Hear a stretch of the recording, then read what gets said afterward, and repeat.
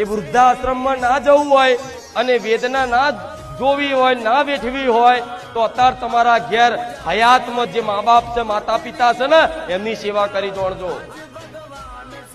એમને ભગવાન મોની એમની સેવા કરી. ભલે એમનો સ્વભાવ ગમે તેવો હોય, ભલે તમારું હારું ના ગાતા હોય, હારું ના રાખતા હોય, છતાંય દીકરાનું કર્તવ્ય છે કે માતા પિતાની સેવા કરવી. તો ભગવાન રાજી રહે, તો માતા રાજી રહે. પણ આજે ઘરના માતા પિતા રોતા હોય, ઘરના માતા પિતા ભગવાનને પ્રાર્થના કરતા હોય, મારો દીકરો મને બહુ હેરાન કરે, માતાને પ્રાર્થના કરતા, એ દીકરો મોટી મોટી જગ્યાએ માનતાઓ રાખે. સહી માતા જ્યાં ભગવાન તમારી માનતા પૂરી કરે. ઘેર છે એને હાથવી દો, એની સેવા કરી દો, ભગવાન તારા ઘેર આવશે. માતા તારા ઘેર હોમા પગલે આવશે. કરી જોડ સેવા. પણ ના,